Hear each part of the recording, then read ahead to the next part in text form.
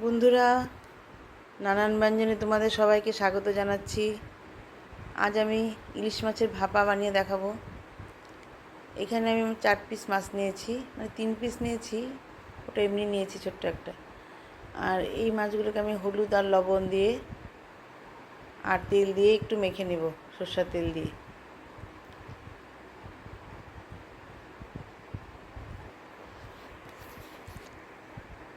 দিয়ে এখন ভালো করে মাছটাকে মেখে নিচ্ছি।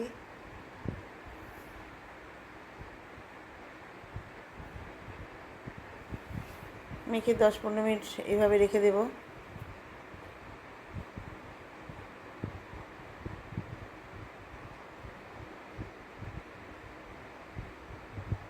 এইভাবে উপরে নিচে এইভাবে মেখে নিয়ে এখন মাছটাকে আমি রেখে দেব।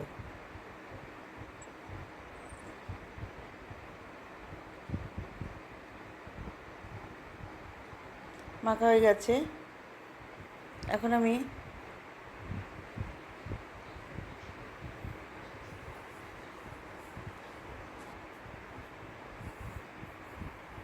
এই মশলাগুলোকে পেস্ট করে নেব, সর্ষে, পোস্ত আর নারকেল। ওইদিকে সর্ষে পোস্ত বাটিতে রেখেছি আর কাঁচা লঙ্কা, আর এদিকে আমি নারকেলটাকে পেস্ট করে নিয়েছি। এখন নারকেলটাকে এর মধ্যে মিশিয়ে দিচ্ছি।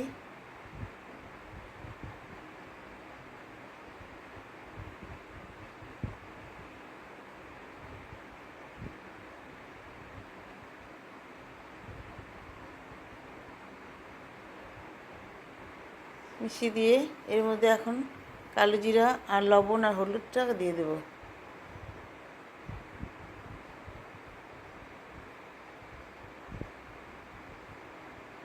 এখন সামান্য কালো জিরা দিয়ে দিচ্ছি, দিয়ে এখন লবণ আর হলুদ দিয়ে দিচ্ছি। মাছে লবণ মাখা আছে, এই জন্য আমি অল্প নিয়েছি, পরে লাগলে আমি দেব বাটি ধুয়ে।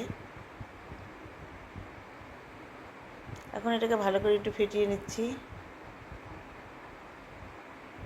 বন্ধুরা, তোমরা যে যেখানে অনেক দূর থেকেও না কেউ দেখছো, দেখে প্লিজ একটু সাবস্ক্রাইব করবে আর কমেন্টস করবে, তাহলে তোমাদের সঙ্গে আমার পরিচয় হবে। এখন এর মধ্যে আমি একটু সরষের তেল দিয়ে দিচ্ছি। আমি এখানে 3 চামচ দই নিয়েছি, যেটা স্কিপ হয়ে গেছে, টক দই।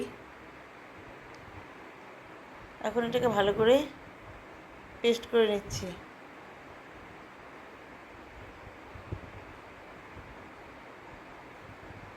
এখন এই পেস্টটা মাছের মধ্যে সব ভরিয়ে দেব দুপাশে। এই বাটিতেই আমি বসাবো ভাপাটা, সেজন্য এই বাটিতেই দিয়ে দিচ্ছি।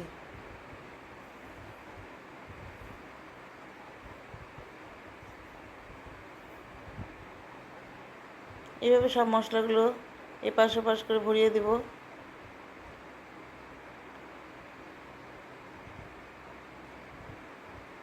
পরে বাটিটা ধুয়ে পরে আরেকটু জল দিয়ে দেব। এখন এই পাশে ভরিয়ে দিচ্ছি। আমি কিন্তু এখানে 2-3 চামচ টক দই দিয়েছি, যেটা স্কিপ হয়ে গেছে। এইভাবে মিশিয়ে নিয়ে আমি এদিকে কড়াইতে জল বসিয়ে দিয়েছি। এখন বাটিটা ধুয়ে একটু জল দিয়ে দেব,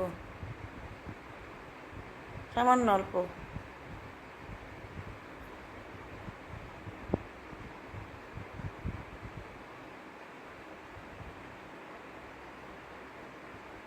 সামান্য একটু বাটিটা ধুয়ে দিয়ে দিয়েছি।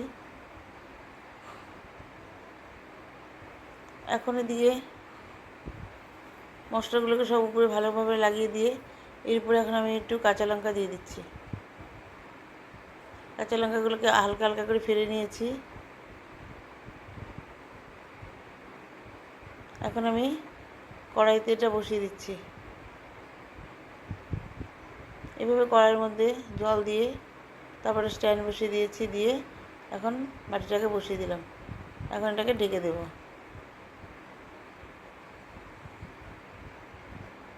এভাবে ঢেকে দিলাম। ঢেকে দিয়ে এখন একটা থালা দিয়ে ঢাকা দিয়ে দেব।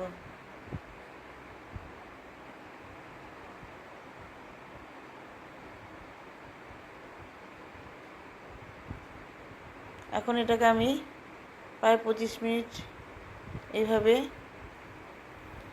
বয়েল করব।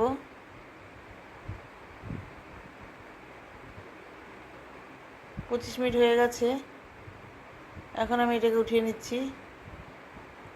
দেখুন কীভাবে জলটা ফুটছে। প্রথমে আমি আঁচটাকে একটু বেশি দিয়েছিলাম, পরে আবার কমিয়ে দিয়েছিলাম। এখন আমি এটাকে গ্যাসটাকে অফ করে দিলাম। এখন আর এটাকে আমি উঠিয়ে নিচ্ছি। এই থালাটার মধ্যে বসিয়ে নিয়েছি। এখন এটাকে খুলবো।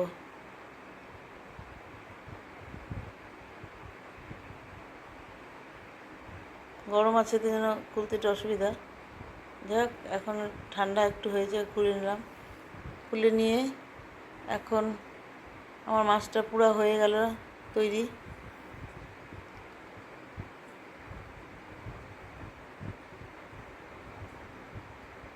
বন্ধুরা, তোমরা নতুন যারা আছো দেখছো তারা প্লিজ একটু কমেন্টস করে জানাবে এবং একটু দয়া করে একটু সাবস্ক্রাইব করে দেবে।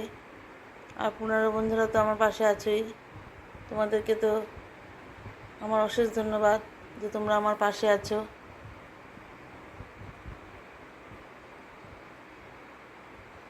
এইভাবে আমার মাছটা হয়ে গেল। এখন আমি এটাকে টেবিলে সার্ভ করে দেব। বন্ধুরা, তোমরা সবাই ভালো থেকো এবং সুস্থ থেকো। আমার ঠাকুরের কাছে আমি এটাই প্রার্থনা করছি। এভাবে আমি টেবিলে এখন সাজিয়ে দিলাম। নমস্কার।